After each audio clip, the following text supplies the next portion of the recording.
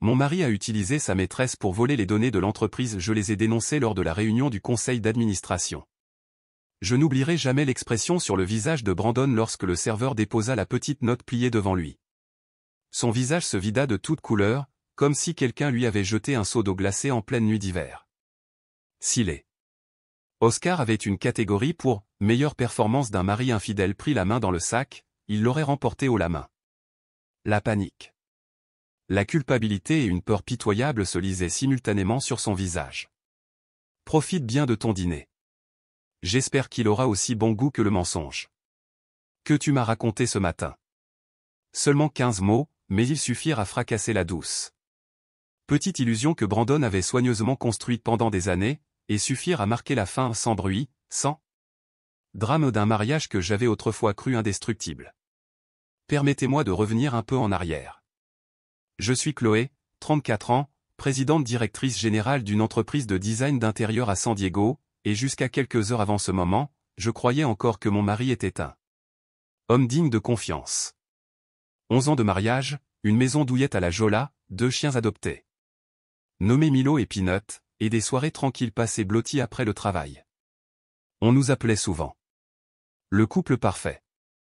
J'en tirais même de la fierté, jusqu'à cet après-midi où j'ai croisé Serena, une vieille amie de l'université, chez le fleuriste. Chloé, elle, me toucha le bras. Tu n'as pas changé d'un iota. Mais est-ce que ça va? J'ai hoché la tête, confuse, alors. Qu'elle hésitait. Peut-être que je me suis trompé.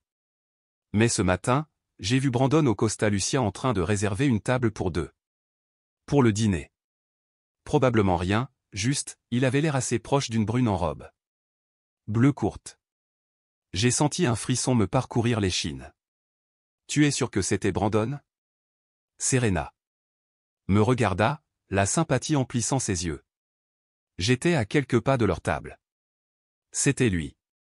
Je ne voulais pas être celle qui le dirait, mais si c'était moi, je voudrais savoir.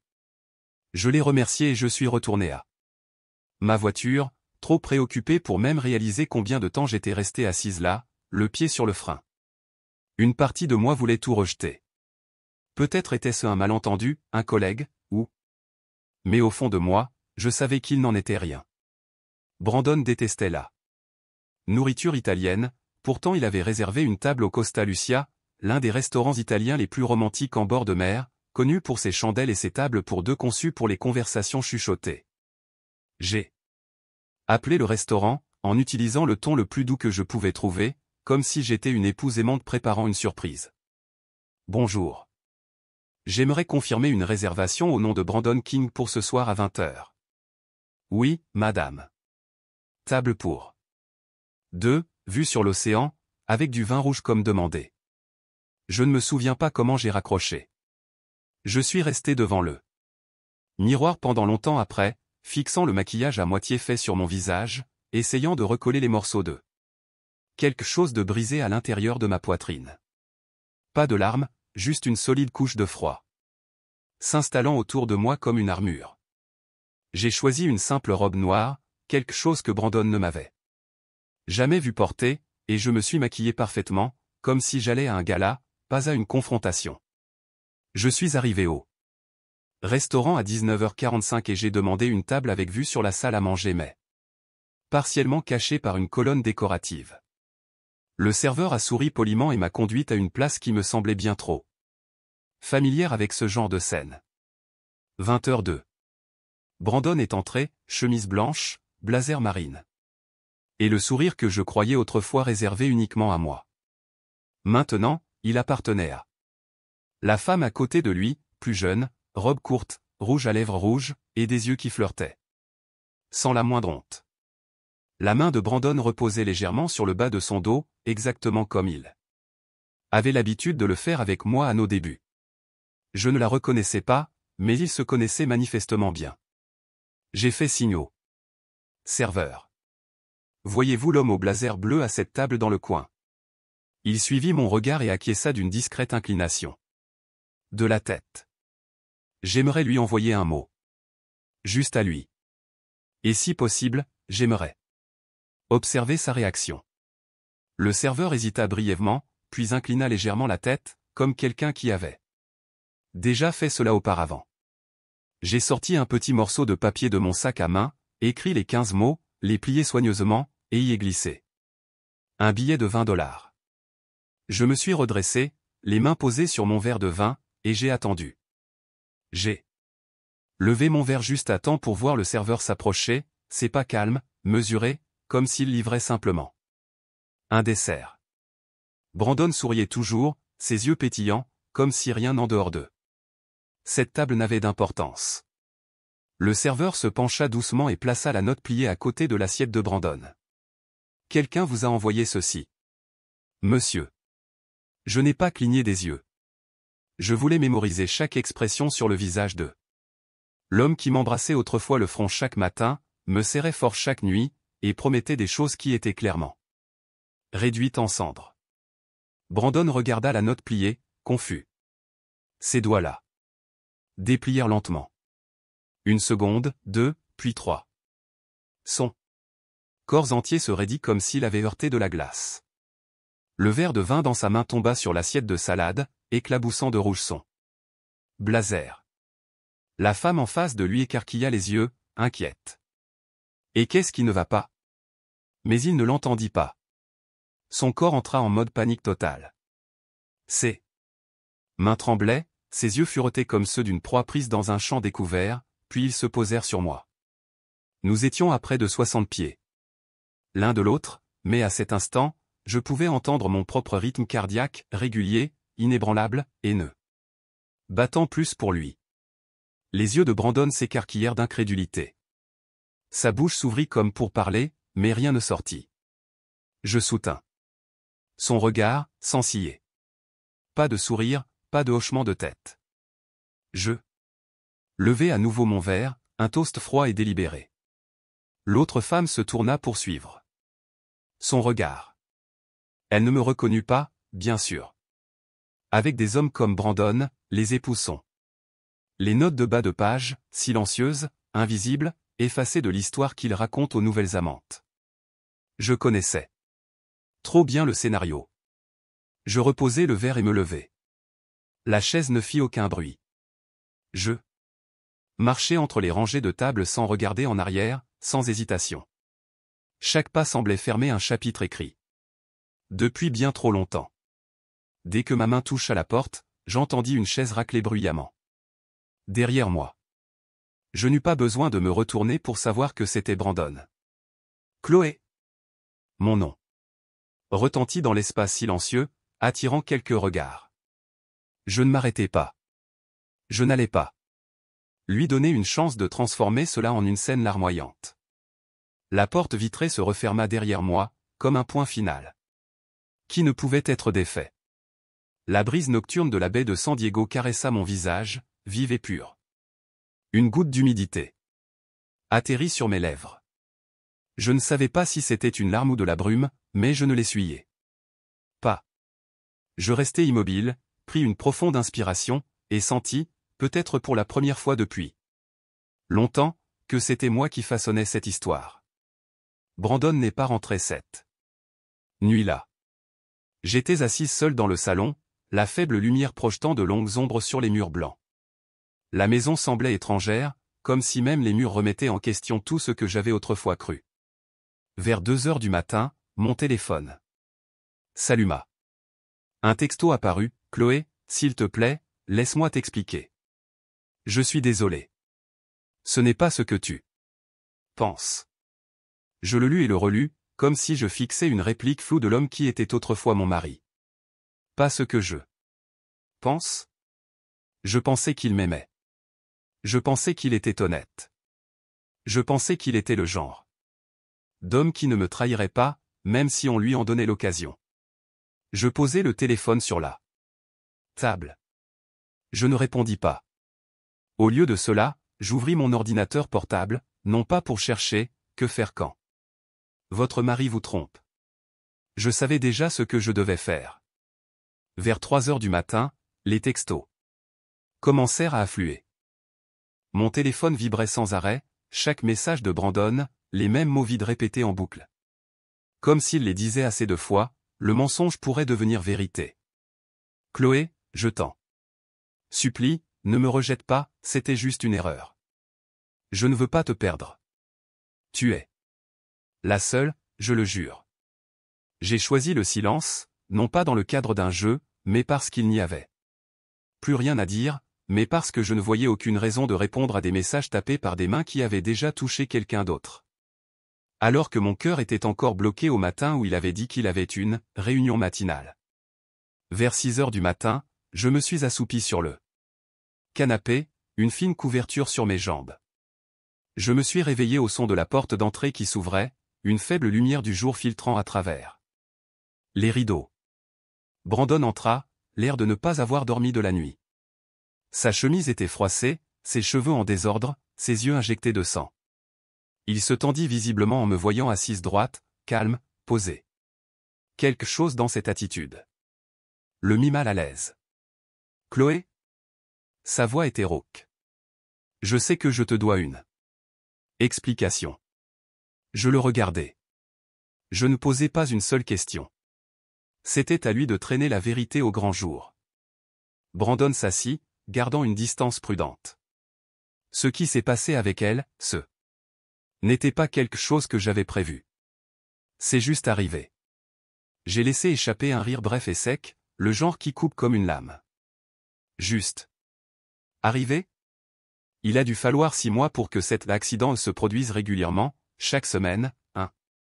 Il baissa la tête. Une longue pause. Oui. 6 mois, expira-t-il, comme s'il relâchait un poids qu'il portait. 6 mois, répétai-je, ma voix calme mais ferme. Pendant que je planifiais notre 10e anniversaire, tu étais occupé à lui acheter du parfum, Chloé. Pendant que je réservais notre voyage en Oregon, tu réservais des chambres d'hôtel pour une 3e personne. Je serrai les poings, essayant de ne pas m'effondrer. Tu ne comprends pas, rétorqua Brandon, les yeux brillants. Tu es toujours occupé. Le travail, les réunions, les contrats. Je me sentais exclu, comme si je n'avais plus d'importance. Je repoussai ma chaise, mes émotions cédèrent comme une corde de violon trop tendue. N'ose pas me rejeter la faute. Je m'approchai, le pointant directement du doigt. Qui est resté pour tenir la maison pendant que je construisais l'entreprise et rentrais quand même pour le dîner? Qui s'est souvenu de l'anniversaire de ta mère, a planifié Noël pour les 2 familles, tout en travaillant jusqu'à 22 heures tous les soirs? Brandon leva les yeux, le visage empourpré. Je ne dis pas que tu n'as pas essayé, mais je me sentais perdu. Chloé. Tu as changé. Froide, distante. Tu n'étais plus la fille qui se blottissait contre moi pour regarder des films toute la nuit. Je me mordis la lèvre, non pas parce que ce qu'il disait était faux, mais parce que ce n'était que la moitié de la vérité, la moitié qu'il avait tordue pour justifier quelque chose d'impardonnable. Oui, j'ai changé. Je suis devenue plus indépendante, plus forte. Mais le changement n'est pas une trahison. Je ne me suis pas tourné vers quelqu'un d'autre quand tu étais stressé et sans emploi pendant un an. Je ne suis pas parti quand tu as failli tout perdre à cause d'un investissement raté. Je suis resté. J'ai choisi de rester à tes côtés. Ma voix baissa. Et toi, tu as choisi de me trahir. Brandon ne discuta pas. Il se couvrit simplement le visage de ses mains, et à ce moment-là, je ne vis pas l'homme qui m'avait autrefois demandé en mariage à Central Park. Je vis un étranger, quelqu'un qui ne pouvait même pas regarder en face les conséquences de ses propres décisions. La pièce tomba dans le silence, non pas le genre paisible, mais le genre lourd, celui qui ouvre un vide entre 2 personnes qui s'appelaient autrefois famille. Je me tournai et allai à la cuisine, me verser un verre d'eau. À partir d'aujourd'hui, tu dors dans la chambre d'amis, dis-je sans me retourner. Nous avons fini de prétendre que tout ici est normal. À partir de ce jour, je n'ai plus pleuré, non pas parce que la douleur avait disparu, mais parce que j'ai réalisé que je n'avais pas de temps pour la faiblesse. Quand la confiance est brisée, tout ce qu'il vous reste, c'est la clarté. Et je m'y suis accroché comme à une armure. Brandon commença à éviter mon regard. Nous vivions sous Le même toit mais comme des étrangers. Il commença à se réveiller plus tôt, quittant la maison avant le lever du soleil, rentrant tard. Plus d'excuses, plus de câlins forcés qui sentaient le nouveau parfum. Juste le silence? Celui qui persiste comme la fumée. C'est alors que j'ai commencé à rassembler des preuves, non pas parce que j'avais besoin de plus de preuves de l'adultère, mais parce qu'un instinct plus profond et plus sombre avait commencé à me murmurer à l'oreille. Quelque chose n'allait pas seulement mal, quelque chose clochait. J'ai rouvert nos relevés bancaires communs. Au cours des 3 derniers mois, j'ai trouvé une série de dépenses suspectes. 1 hôtel à Palm Springs, 2 achats de bijoux de luxe chez Cartier, et un billet d'avion. Réservé pour 2. L'autre non mentionné, Méline Foster. Pas une amie, pas une collègue dont j'avais jamais entendu parler, et certainement pas, juste un accident. J'ai trouvé un reçu d'une boutique de luxe à Los Angeles, plus de $3000 pour une robe de soirée, une pochette de créateur et des talons hauts, payés avec la carte supplémentaire, celle que je pensais réservée à un usage professionnel. J'ai pris des photos de tout, soigneusement. Documenté chaque ligne, les ai envoyées à une adresse électronique privée que je venais de créer. Sécurisée par une authentification à 2 facteurs, connue de moi seul. Chaque nuit, Brandon dormait profondément, comme si de rien n'était.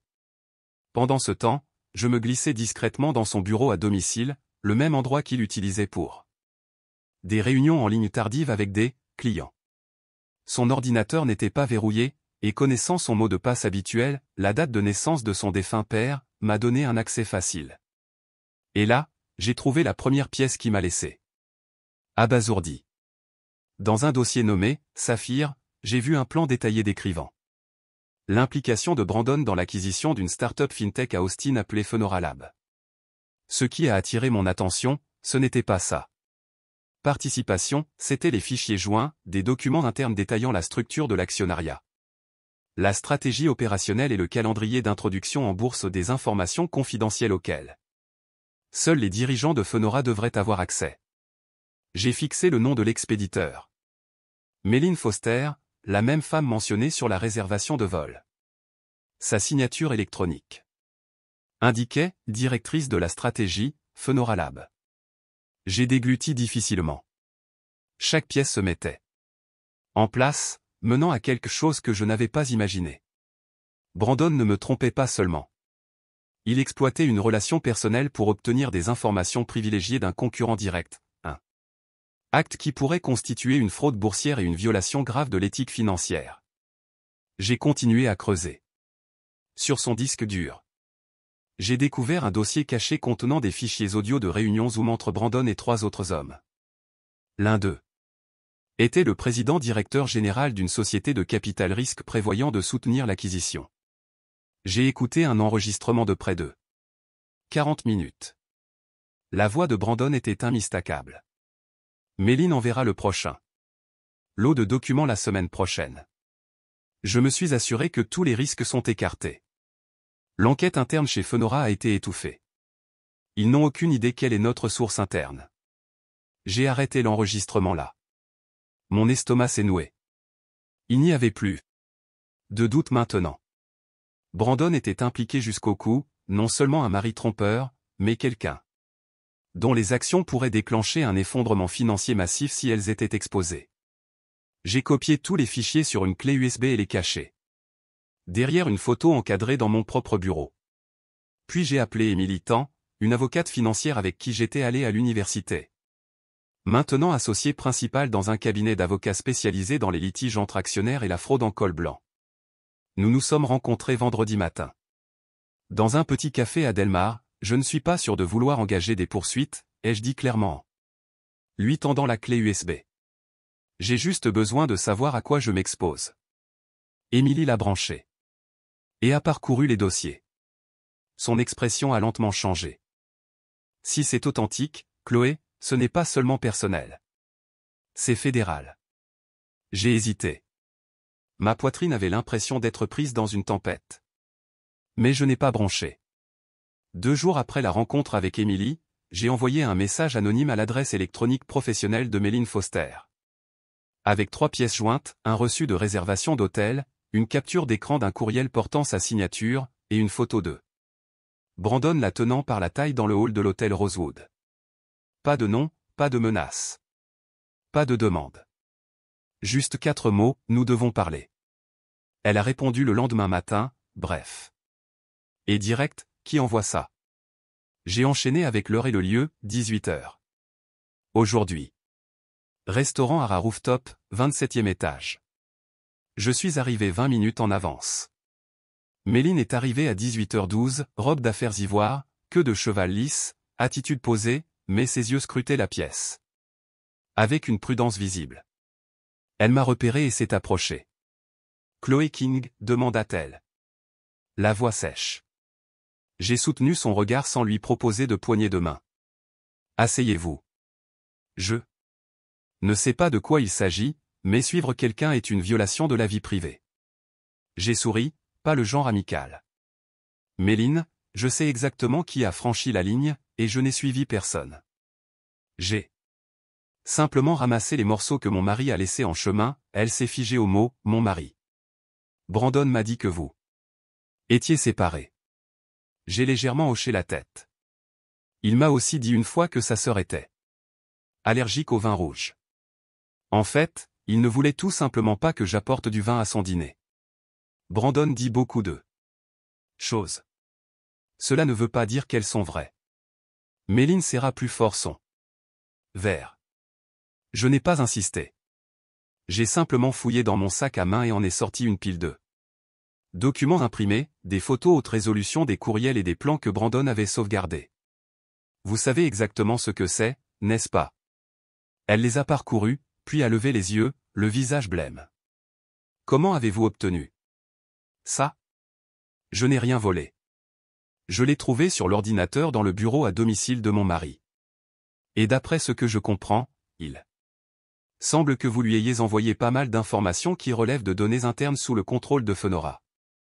Elle ne dit rien. Une longue pause suivie, rompue seulement par le doux jazz en fond sonore. Finalement, elle parla. Brandon a dit que tout était légal. Il m'a dit que ces documents n'étaient que des analyses de marché préliminaires, rien d'interne. J'ai soutenu son regard.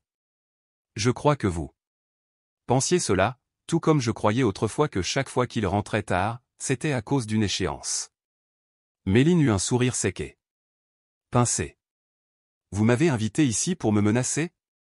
Pour me dénoncer à mon entreprise? Pour me traîner en justice? J'ai secoué la tête. Je vous ai demandé de venir ici pour vous donner une chance. Elle fronça les sourcils. Une chance pourquoi? Je me suis penché, baissant la voix. Une chance de vous en sortir avant d'être entraîné avec un homme qui vous utilise comme tremplin. Pour une acquisition illégale. Brandon ne m'a pas seulement menti, il vous ment. Aussi. Pensez-vous vraiment qu'il vous aime, ou aime-t-il davantage votre accès à des données confidentielles? Elle ne répondit pas. Mais sa main sur la table tremblait légèrement. J'ai placé une carte de visite devant elle. J'ai un avocat. J'ai des preuves. Je ne les ai pas rendues publiques parce que j'attends toujours le bon moment. Mais je ne laisserai pas quelqu'un comme Brandon continuer à blesser les gens, pas même vous, que vous le croyez ou non. Méline me regarda. Son regard avait changé. Plus arrogant, maintenant elle ressemblait à quelqu'un. Réalisant qu'elle avait pris un mauvais virage. J'ai besoin de vérifier tout ce que vous dites. Je vous y encourage, ai-je répondu. Et quand vous serez prête, appelez-moi. Mais n'attendez pas qu'il soit trop tard pour nous deux. J'ai légèrement incliné la tête. Je crois que vous pensiez cela. Cette nuit-là, elle n'a pas appelé, mais je savais qu'elle le ferait parce que Brandon ne m'avait pas seulement trahi, il avait choisi la mauvaise femme à manipuler aux 2 fois. L'Assemblée générale annuelle des actionnaires de Riverton Asset Partners eut lieu un lundi matin pluvieux au 19e étage du bâtiment Union Plaza au centre-ville de San Diego. Je suis entré dans le hall à 8h50, vêtu d'un tailleur noir ajusté, les cheveux en chignon soigné, et tenant une fine mallette contenant exactement ce que je savais. Qui secourait la pièce? La réceptionniste m'a reconnu immédiatement. Chloé King. Ça fait un moment qu'on ne vous a pas vu ici. J'ai rendez-vous pour assister à la présentation stratégique ce matin, ai-je dit. Calmement. Oui, vous êtes répertorié comme actionnaire officiel par le biais du fonds fiduciaire interne. Que M. Brandon King a établi. Par ici. Actionnaire. Un titre qu'il avait depuis longtemps. Oublié. La salle de conférence était presque pleine, actionnaires majeurs, avocats internes, conseillers en investissement, et quelques visages familiers des débuts, lorsque Brandon et moi construisions l'entreprise ensemble, avant qu'il ne décide que je devrais me retirer. Et rester en coulisses. Brandon se tenait en bout de table, murmurant quelque chose à un homme en costume gris. Quand il se tourna et me vit, le sourire sur son visage vacilla comme s'il avait été coupé par un rasoir. Chloé? Il marcha rapidement vers moi. Qu'est-ce que tu fais ici? Je suis ici pour la réunion. En tant qu'actionnaire, ai-je répondu. Clairement et fermement. Je veux entendre la présentation de mon mari sur l'acquisition de Fenora Lab. Brandon plissa les yeux. Visiblement alerte. Avant qu'il ne puisse parler, le président s'adressa à la salle. Bien. Si personne d'autre n'est en retard, commençons. Brandon fut contraint de retourner au podium. Il lança la présentation avec son assurance habituelle, cliquant sur les diapositives, sa voix profonde résonnant. Mesdames et messieurs, l'acquisition de Fenora Lab représente une opportunité stratégique avec un fort potentiel de rendement. Il guida la salle.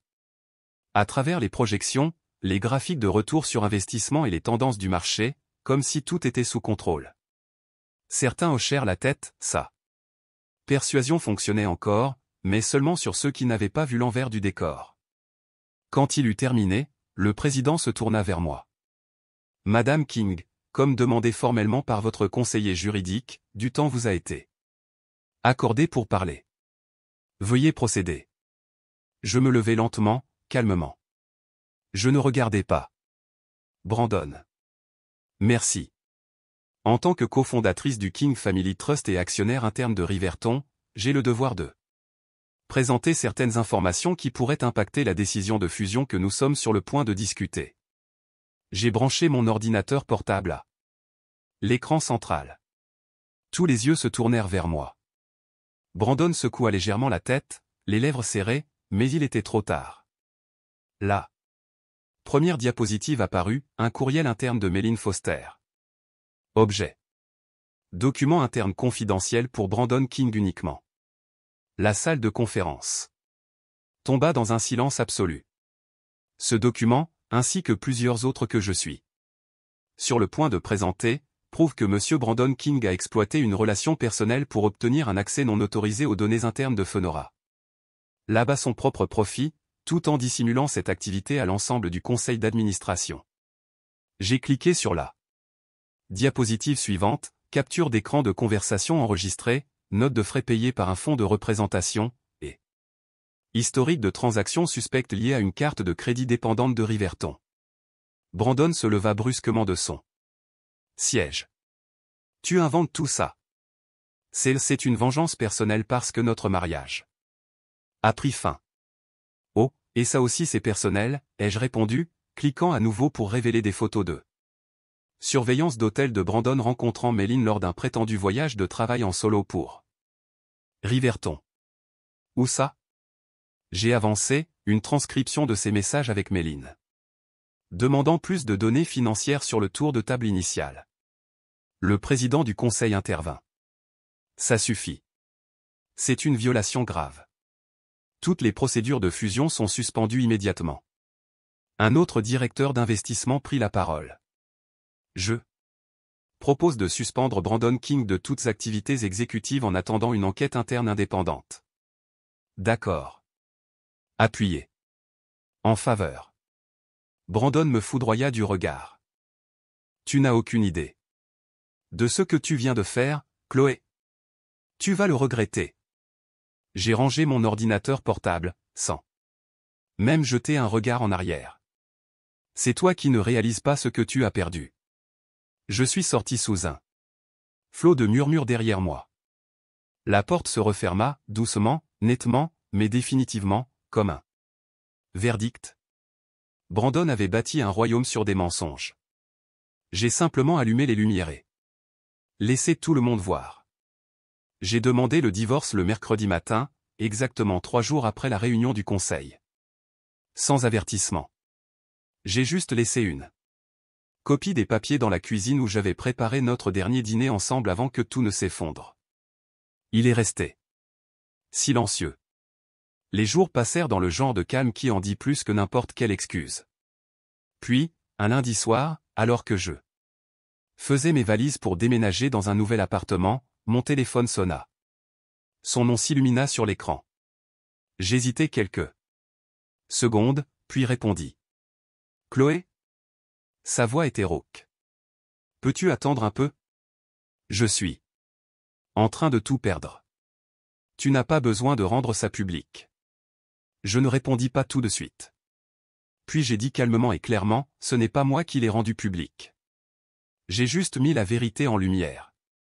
Je n'attends plus, Brandon. Assez, c'est assez. Ce week-end-là, Méline soumit l'intégralité du dossier de collaboration à la SEC. Je le savais parce qu'elle m'avait envoyé un court message, j'ai choisi la vérité. Merci de m'avoir ouvert les yeux à temps. 2 jours plus tard, mon avocate reçut un appel du Bureau fédéral d'investigation. Ils demandèrent une copie de la clé USB et de tous les documents que j'avais rassemblés. Peu après, un mandat de perquisition fut émis pour le bureau privé de Brandon. La presse commença à avoir vent de l'affaire alors que des fuites internes de Riverton se propageaient. Les gros titres suivirent, un PDG de la finance fait face à des allégations de délit d'initié. Le rachat de Fenora stoppé suite à des accusations de faute personnelle, Brandon King. D'icône de l'innovation à sujet d'enquête fédérale. J'ai décliné toutes les demandes d'interview. Les preuves parlaient d'elles-mêmes. Brandon fut temporairement démis de ses fonctions de PDG après une session extraordinaire du conseil. Un cadre supérieur prit la relève par intérim. Les investisseurs exigèrent une enquête complète, et la Security and Exchange Commission ouvrit formellement une enquête sur les activités financières de Brandon des 3 dernières années. J'ai déménagé de la maison de la Jola dans les 2 semaines suivant le dépôt de la demande de divorce. Pas de déménagement émotionnel. J'ai pris seulement ce qui était à moi, ni plus, ni moins. La moitié des actifs, clairement évalués. Brandon ne l'a pas contesté. Il savait que toute résistance maintenant ne ferait qu'endommager son image publique déjà écornée. Le jour où nous avons signé les papiers du divorce, je portais un manteau en tricot gris que ma mère m'avait autrefois fait. Brandon était assis en face, cheveux en désordre, cernes, un costume froissé. Et rien de cette confiance suffisante qu'il portait si facilement autrefois. Il essaya de parler. Chloé, si les choses ne s'étaient pas passées ainsi, penses-tu que peut-être nous aurions pu? J'ai signé. Sans lever les yeux. Il ne s'agit pas de ce que tu penses. Il s'agit de ce que tu as fait. Le jugement fut prononcé à 11h36.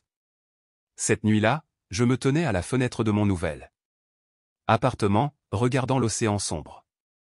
La ville scintillait toujours comme d'habitude, mais j'avais l'impression d'être entré dans un nouveau monde, un monde sans promesses rompues ni doutes insomniaques. Mon téléphone vibra. Un message d'Émilie, mon avocate, la SEC vient d'émettre un ordre d'enquête formel. Si suffisamment de preuves tiennent, Brandon pourrait faire face à des accusations criminelles. J'ai expiré profondément, comme quelqu'un qui s'était enfin échappé d'un sous-sol enfumé et pouvait à nouveau respirer. Je ne sais pas combien de chances Brandon a encore de se sauver. Mais je sais ceci, je me suis sauvé moi-même. Et je n'ai eu besoin de personne à mes côtés pour le faire. Mon mariage a pris fin, mais ma vie ne faisait que commencer. 6 mois après le divorce, j'ai emménagé dans un petit appartement au 17e étage avec vue sur la baie de San Diego. Chaque matin, je prépare du café, ouvre les portes du balcon, et laisse la brise marine entrer. Plus de petits déjeuners précipités, plus d'appels de clients résonnants. À travers le salon. Juste des mouettes, des vagues douces contre la jetée, et le retour silencieux de mon propre rythme cardiaque. Je ne suis pas retourné à l'ancienne entreprise. Au lieu de cela, j'ai commencé à offrir des consultations indépendantes. aux petites entreprises sur l'éthique financière et les contrôles internes. Ce n'était pas glamour, ce n'était pas très médiatisé, mais cela s'alignait sur les valeurs que j'avais presque perdues dans mon ancien mariage, la transparence, l'intégrité, et savoir quand s'éloigner. La semaine prochaine, je prendrai la parole à mon ancienne université sur la redéfinition de l'éthique dans la finance moderne. J'ai hésité au début, mais ensuite j'ai réalisé que j'étais sorti suffisamment de l'ombre pour me tenir droite sans avoir besoin que quelqu'un me soutienne. L'après-midi. Avant l'événement, je me tenais sur le balcon, un thé chaud à la main, l'air salin sur ma peau. Mon téléphone vibra. Un message d'un numéro inconnu: Chloé, je viens d'accepter un nouveau poste à Chicago. Merci de m'avoir aidé à me voir clairement. J'ai souri doucement. De mon tiroir, j'ai sorti une petite boîte. À l'intérieur se trouvaient les premières cartes de visite que j'avais fait imprimer: Chloé King, conseillère en éthique et risques financiers. J'ai passé mes doigts sur les lettres. Pas de nom de famille de Brandon. Pas d'écho d'une épouse trahie. Juste moi, une femme qui a choisi de se relever, de s'éloigner, et de recommencer. Tout ce qu'il a fallu, c'est la vérité. Et un pas ferme en avant. L'histoire de Chloé est un rappel puissant que la trahison ne doit pas nécessairement être la fin. Elle peut être le début d'une renaissance. Quand tout s'est effondré, elle n'a pas cherché la vengeance par le chaos, elle a discrètement rassemblé la vérité, s'est protégée, et a protégé d'autres personnes qui étaient involontairement prises dans les méfaits de quelqu'un d'autre. Dans un monde plein de promesses vides, la clarté et le respect de soi sont la boussole qui nous ramène à nous-mêmes, forts, indépendants. Et ne voulant plus faire de compromis avec la douleur. Que pensez-vous des choix de Chloé et du parcours qu'elle a traversé? Partagez vos réflexions ci-dessous, et n'oubliez pas de suivre la chaîne pour d'autres histoires émouvantes et puissantes sur la vie, l'amour et la famille dans les épisodes à venir.